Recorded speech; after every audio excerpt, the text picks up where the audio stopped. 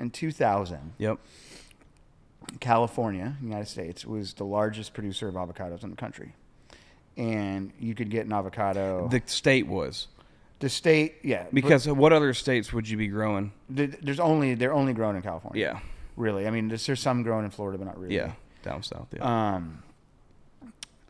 But it was a seasonal thing. So you'd get your California avocados, and you'd have them for a couple months, and then they'd be off the shelf. And the avocado really became most popular in Mexico. It's really a Mexican fruit. Yep. They grow a lot of them down there. And in around 2000, Mexico got access to the United States market. And what a lot of other commodities as well. Yeah. Yeah. And I think the California avocado farmers were really upset about it.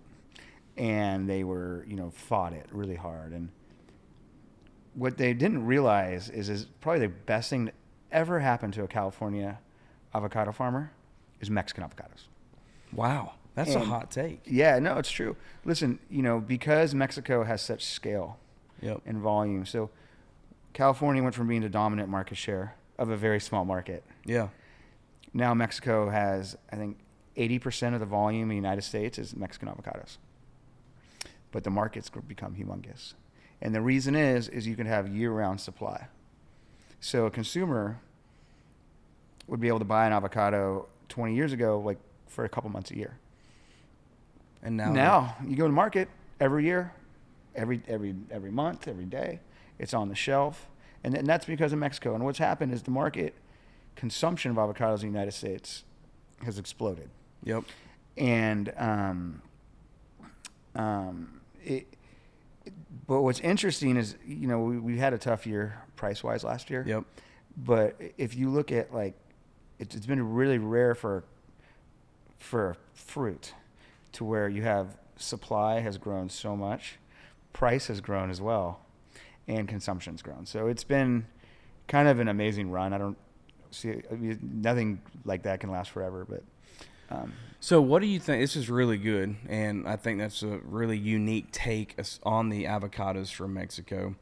But in your opinion, you think some of those commodities coming from Mexico, specifically on the avocado side, helps your operation? Yeah, at the end of the day, for sure it does, because the Mexican avocado growers want the same thing I want. Yeah, but now it's when they're here, because you want to make sure they're still buying from you as well. So is it more of like a marketing thing? You just need to make sure you're the best marketer of it. Listen, so I don't know if I need to sell my avocados here in Nashville. Yep. I think that this is Mexico's market. It makes a lot more sense for me to sell my avocados to people in the western part of the country. From shipping, from a lot of different reasons. So logistic wise, yeah. So if I can have a local, fresh, quality piece of fruit that I can sell you, that generally the person will pay more money. Someone in California will pay more money for my avocado because it's local and fresh. Yeah, because you're going basically from the farm to. I mean, it's right there. The grocery store. Yeah, I mean it's. So when you think about the avocados leaving your farm, I mean, where do you think the farthest place they go to? I don't think they'd go west of Denver, east of Denver. Yeah. Yeah. But it's really interesting what happens to the avocados, right? So I grow them. Yep. And then every avocado is handpicked. So like you said earlier, you can't do it with machines. Yep. So you can't snap them off, because then the stem opens up. And so you have to cut it. So now, before you go on the hand picked and all of this, are you using H2A or is this? No. Okay. We're not. So these are full-time employees. Some are full-time employees, some are seasonal, but it's not H2A. Okay, gotcha. So what happens is you cut it and you put it into a 50-pound bag. Yep. You fill up that 50-pound bag, and then you dump them into a 1,000-pound bin. Okay. Then that bin gets taken. Most avocado farms, by the way, people don't know this. Most avocado farms are on hills. It's not flat. People think about farming as flat, square. Yeah, exactly. Yeah. Avocado farms are hilly, and the avocado trees like being on a slope. So it's kind of makes it extra hard work. Yeah. Picking an avocado on a hill, and the avocado trees can be quite tall. Yep. So it's treacherous work. It's hard work. I wish people could just, because I've seen your farm, obviously. Like, I wish people could just imagine being on this avocado farm and turning around, and you've got the ocean right there. I mean, it's just a beautiful spot. That farm is called Rancho dos Pueblos. Yep. And that was named by Cabrillo, the explorer, in 1542, I think. Oh, wow. He, on his maiden voyage to California, he stopped for the night out front of that ranch. And there was two Chumash Indian tribes on two sides with a creek going in the middle out into the ocean.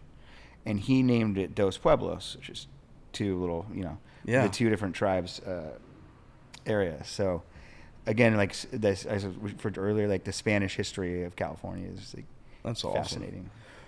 So the avocados from Mexico, I mean, they're coming in hot. I mean, they've got the big college football playoff partnership now. I mean, you're seeing them everywhere, but this is really an interesting take coming from that. They have the money to do it too. I think what people like, kind of like looking behind the scenes of the avocado industry. Yeah. So every avocado growing area that can sell into the United States. So that would be California, Mexico, Peru, Chile, Colombia, Dominican Republic. I might have missed one. I think that's the big ones. Yeah. They are allowed by the USDA to sell avocados in the United States. And to get that allowance, they have to go through a lot of phytosanitary hoops, which basically means like we don't want their bugs turning into our bug. You know what I mean? Yep. Like, so that's great. So each one of these countries are really proud of their avocados, and so they set up a marketing organization. So for every avocado you sell, you take, okay, let's take 1 or 2 cents. We'll all contribute it, and then we'll start telling everyone how great our avocados are.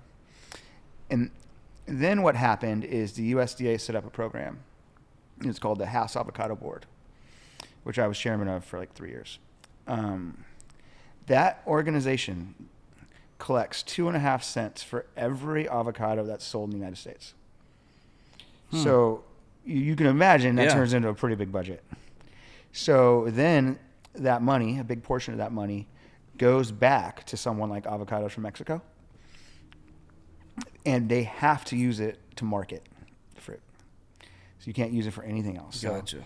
So then all of a sudden you have these massive marketing budgets for avocados, and Mexico's is by far the largest, and I think they've done a really fabulous job. Yeah. And, I think I might get in trouble for saying that with some of my other, farmer friends. That's okay. In California, but I mean, I really think it's the best thing that ever happened to the avocado industry is Mexico.